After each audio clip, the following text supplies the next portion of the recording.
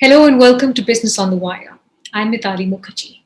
COVID rages across the country. At current count, India is number one globally, both in terms of active cases and in terms of the number of deaths, a number that many agree is being hugely underreported as the figures coming in from states do not match what seems to be happening in cities, crematoriums, and of course, in some cases, across riverbanks as well. The only way out of this grim situation seems to be vaccination. On that, unfortunately, the central government seems to have made several missteps, right from sourcing to supply, distribution, and of course, pricing. Was there a better way to do this? And what looks like the most prudent vaccine economics at this point? As also, what is the state of our very, very fragile economy as we try to emerge from what has been a deathly second wave? Joining me to talk about all of that is P. Chidambaram, Member of Parliament for Rajya Sabha, and of course, former Finance Minister and former Minister for Home Affairs. Thank you, Mr. Chidambaram, for joining in and speaking with me. I want to start with the deliberations at the Supreme Court so far with regards to the vaccine policy the government has set forth and what your observations were really of what you've heard. Well, the last hearing was adjourned to Thursday. So the last two orders passed by the Supreme Court. The Supreme Court asked the government to file its reply to various directions given in the order of 30th of April. And then they passed another order on the 6th of May, constituting a national task force to deal with matters like supply of oxygen, etc., drugs, etc. Now, what further the government will say, I don't know. I read a news report of a 218-page affidavit they seem to have filed yesterday. I don't have the affidavit yet. So in which they seem to suggest that the Supreme Court should restrain itself from exercising judicial review powers and leave a lot of room and discretion to the central government. So let's see what they actually say in the court and how the court responds. My question was with specific reference to the Suwamoto case around the vaccine policy, Mr. Chidambaram, and some of the observations the centre has made, including the fact that the Supreme Court should trust the central government in this exercise. And interestingly, where they seem to indicate that they do not have the bargaining power anymore to restrict or drive what happens with either supply or prices. Does this not strike an odd note for a central government that is speaking to two vaccine suppliers? That's completely wrong. It is the government which proposed to the Supreme Court that a national task force should be appointed. The government did not appoint a national task force and inform the Supreme Court. In fact, the government proposed that a national task force be appointed and invited the Supreme Court to appoint a national task force. So I think the Supreme Court was right under the circumstances to appoint a national task force, a point which seems to be missed by a number of editorials in newspapers today. Secondly, the government failed to act in time to order vaccines when every other country was placing advance orders on vaccine manufacturers. Even those vaccines which had not yet been approved in India, the government relied upon only two manufacturers in India. One is Serum and the other is Bharat Biotech. Now, when they started exploring further orders upon Pfizer and Moderna, they find that there are no supplies because the US, Europe have preempted the manufacture of vaccines for the next 6 months or so, but paying huge advances.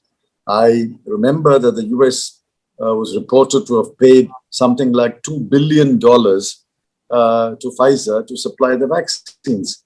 So today, the government is waking up late to order the vaccines. Obviously, they don't have the capacity to procure enough number of vaccines. In fact, to the best of my knowledge, no other manufacturer has offered vaccines except Sputnik, the Russian manufacturer.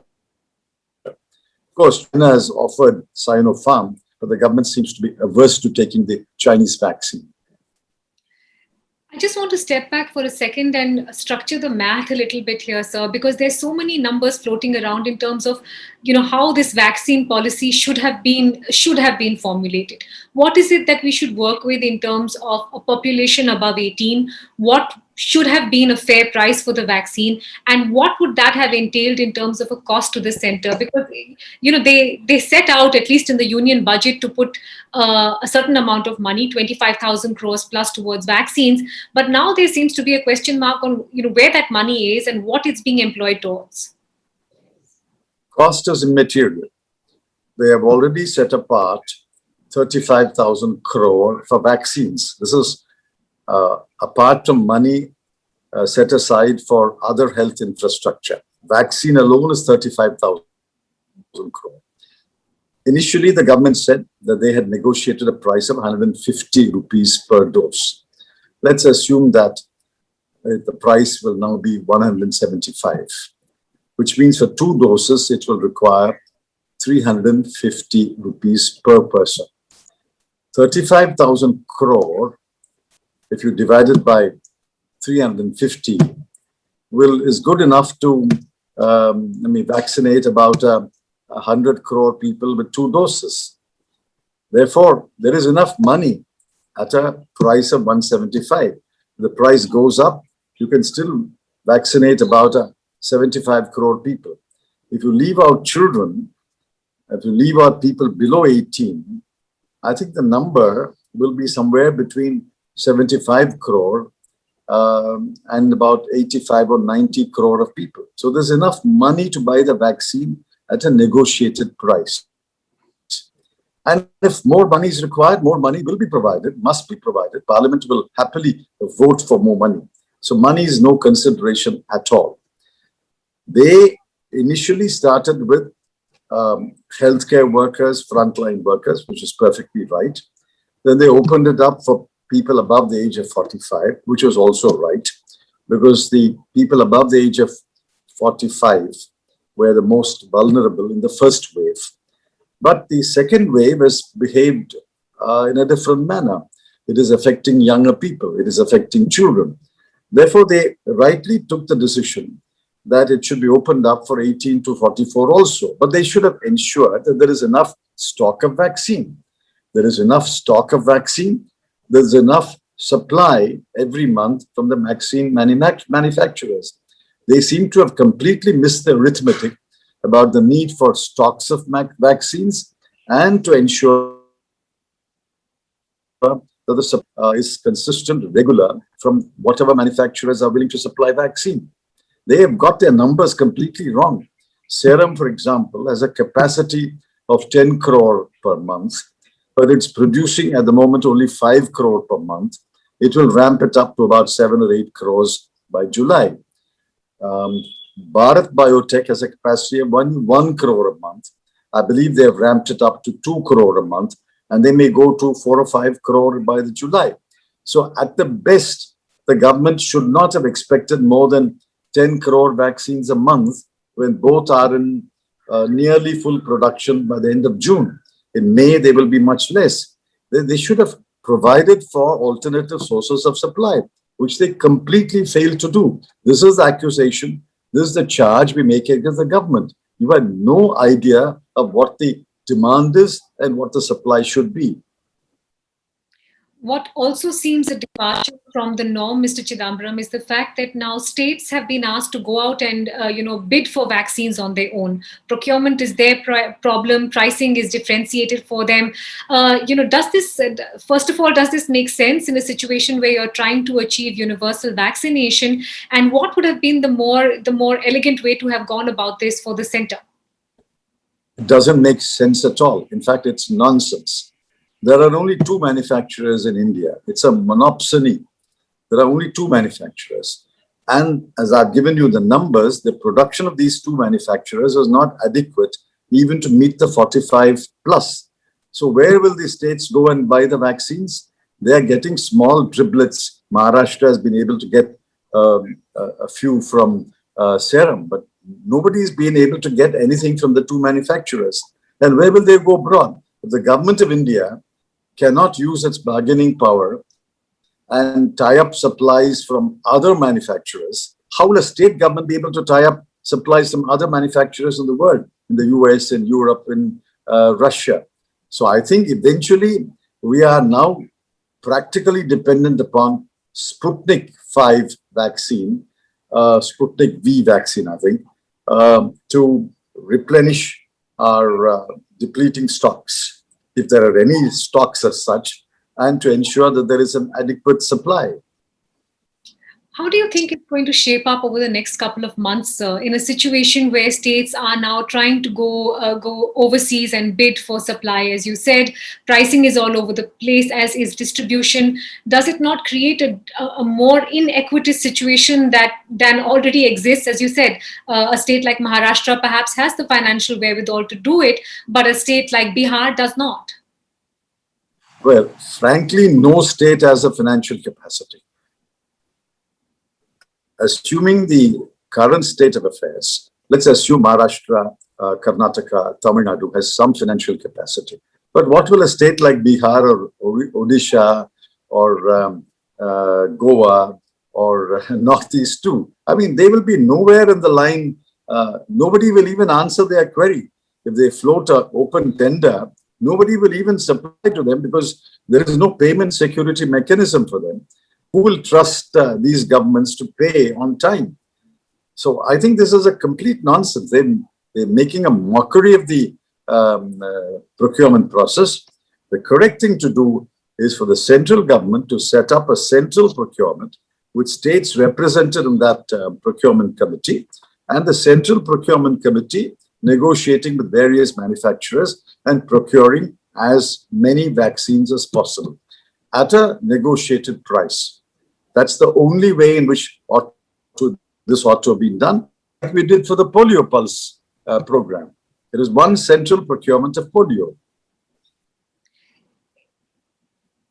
Is it also tacit agreement that the government now does not have the muscle to negotiate successfully with the two manufacturers of vaccines, Mr. Chidambaram? I mean, the first step, of course, was this differentiated pricing where states were paying many multiples of what the center is.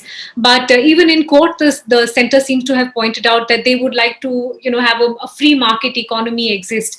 Does it look like the situation is out of their hands in terms of, negotiating fully with the manufacturers? What is this nonsense about free market? I believe in a free market, but there is no free market in the vaccine world. In India, there are two suppliers. It's a monopsony. And the demand is from 30 states. How can there be a free market? Free market will work when supply and demand are more or less equal. Not exactly equal, but more or less equal. When demand is several times more than the supply, how can there be a free market? So this free market nonsense has been blown by the Supreme Court judges in their oral observations. They have asked the government to justify the differential pricing. And I read in one of the newspapers, I can't vouchsafe for that yet, Kerala High Court has passed an order that whatever price is fixed for the center, for supplies to the center, the same price must be charged by the manufacturer when it sells to a state government or a private hospital. I need to look at that order before I can confirm that that is the content of the order. Yes, of course. And there are questions on what the supply ultimately is for states. As they pointed out, it's 25% of that 50%.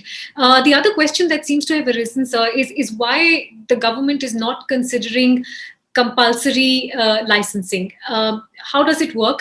Would it have made sense at this point? And how would it have helped the situation, you think? Because they're pro-corporate. They're not pro-poor.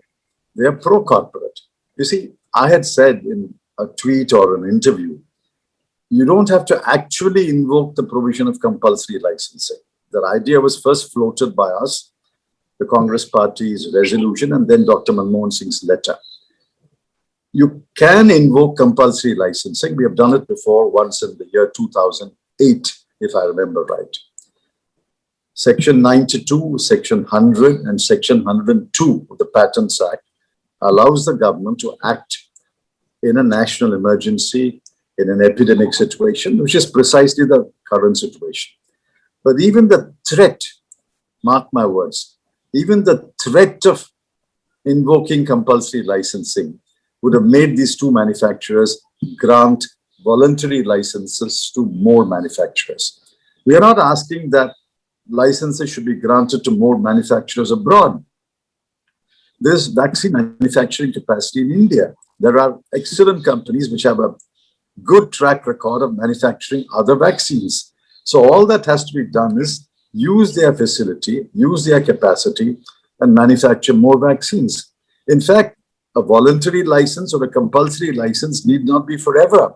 It can be for 6 months to a year until the original two manufacturers ramp up capacity and until we are able to tie up other suppliers abroad.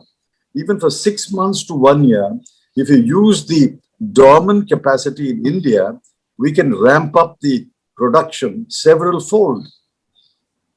I've made a calculation at the current rate of vaccination, which is about 22 lakhs per day or 25 lakhs per day. They will take 8 to 9 months to vaccinate the targeted population. Remember, in April 2, India vaccinated 42 lakh persons. Since then, the graph is declining graph. Part of that declining graph is also to do with the system or the gateway that has been set up to access these vaccines. There is an app, it's called a CoWIN app. There are very limited slots available. This is clearly, an exclusionary measure for people who neither have access to a smartphone nor, in fact, know how to circumvent or approach this entire system. CoWIN app is an amateur's invention. It doesn't work. Many of my friends are quite adept in using a smartphone.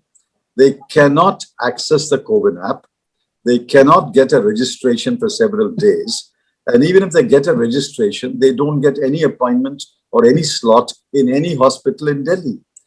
Now, obviously, the rural people who don't have smartphones, the poorer people who may not have phones at all, how will they log on to the CoWIN app?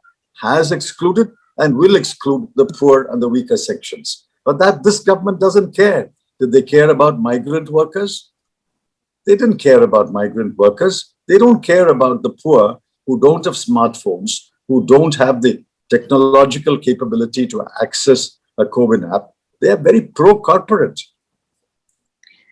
It seems almost counterintuitive, does it not, sir? Because you're limiting or harming your own prospects as an economy or in terms of recovery by slowing the vaccination process this way, by putting in multiple filters either for access or for pricing.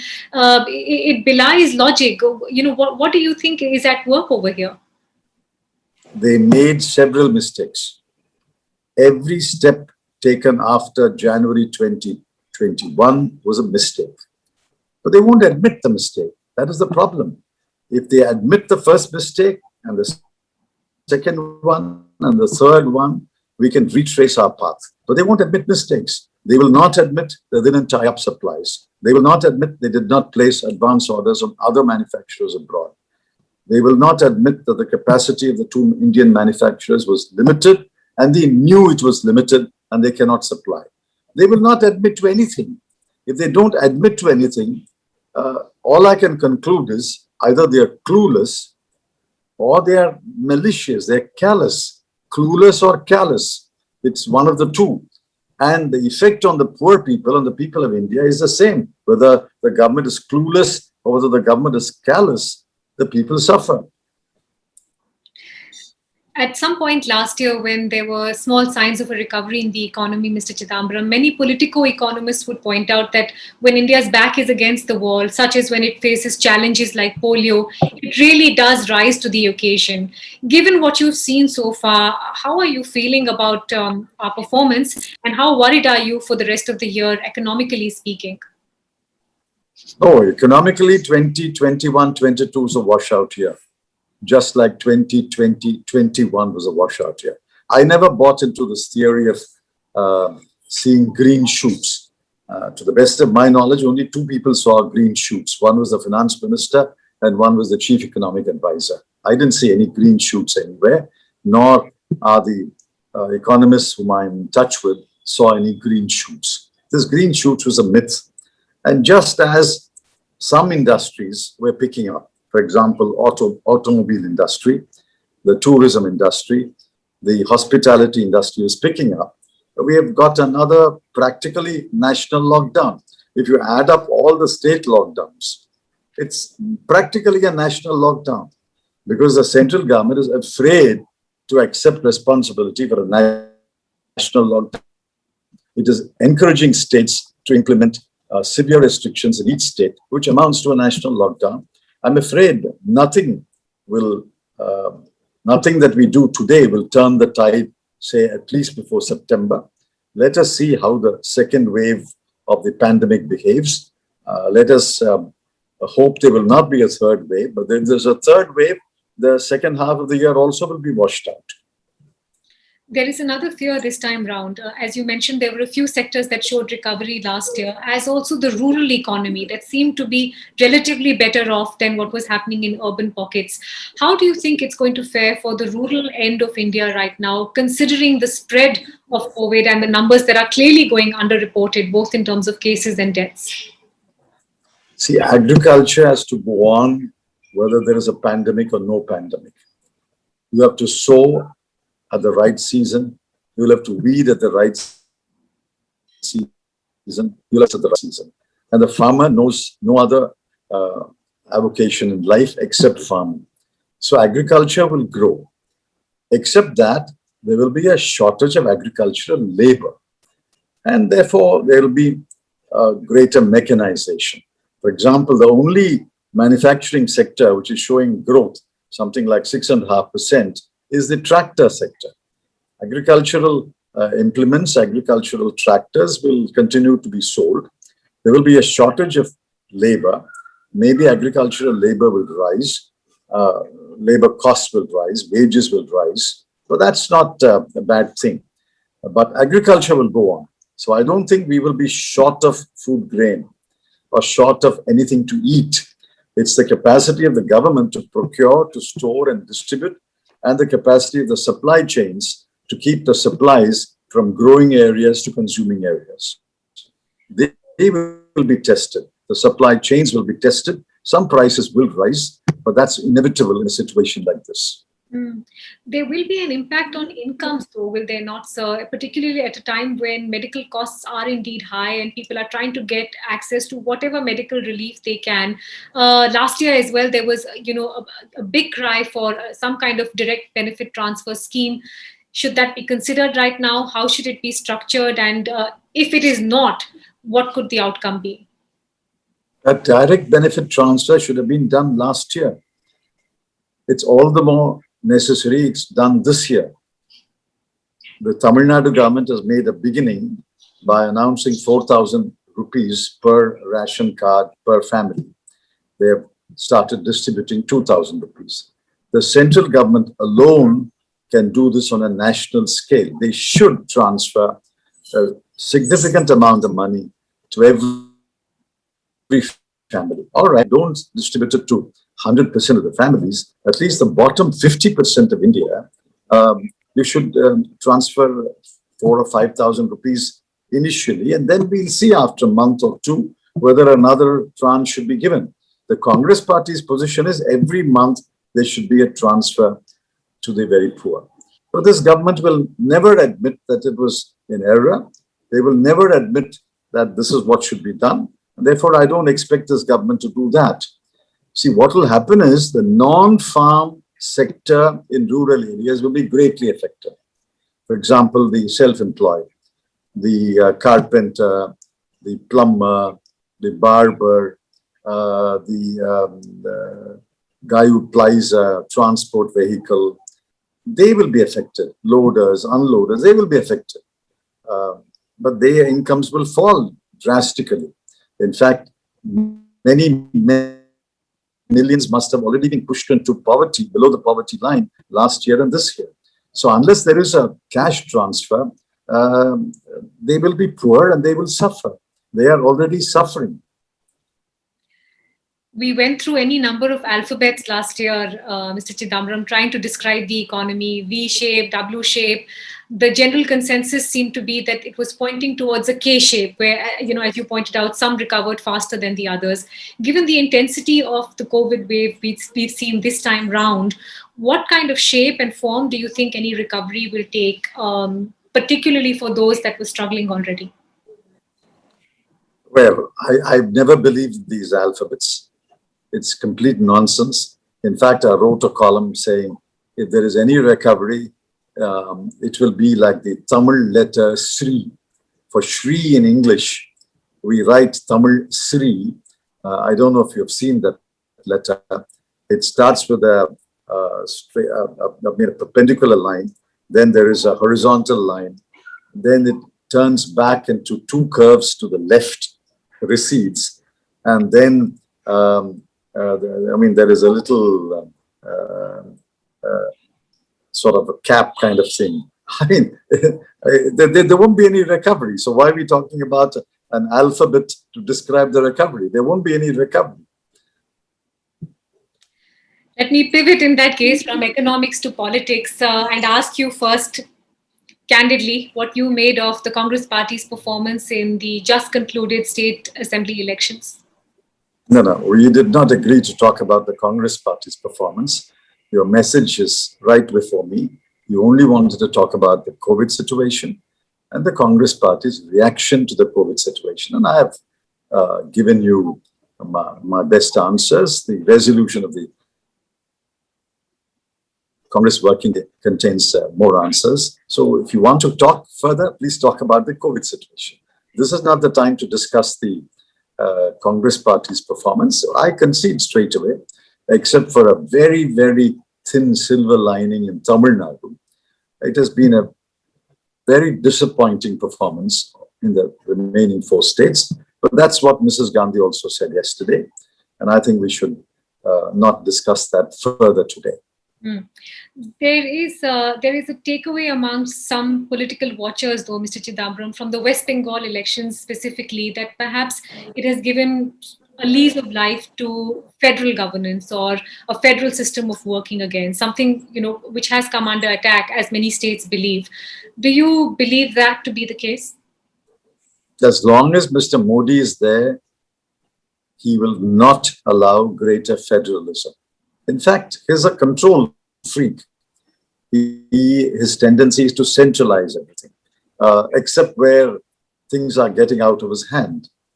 For example, lockdown got out of his hand, therefore he's decentralizing it. The vaccination program is completely out of control, therefore he's decentralizing it. But everything else he wants to centralize. I'm not sure whether one swallow will make a summer, whether the resounding victory of a regional party in Bengal, in Tamil Nadu, and in Kerala will be the harbinger of greater federalism. I have serious doubts about it. One final question to you, sir.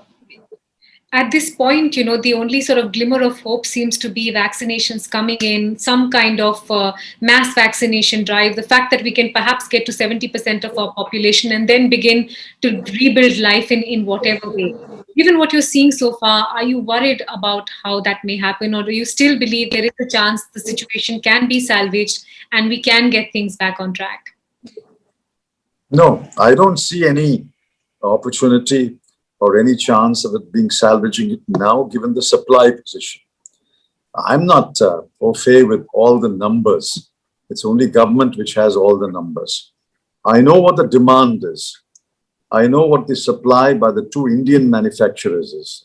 I don't know whether the foreign manufacturers in the US, Europe, have offered significant, substantial quantities of vaccines. I have no idea what the negotiating process is. Government has not disclosed who it is negotiating, how far the negotiations have proceeded. Therefore, so without knowing anything about the supply position, I will not hazard a guess that we can complete the vaccination of 70% of the population in a short time. My calculations, which were published last week in my column, shows that it will take about 8 months to cover the targeted population at the current rate of vaccination.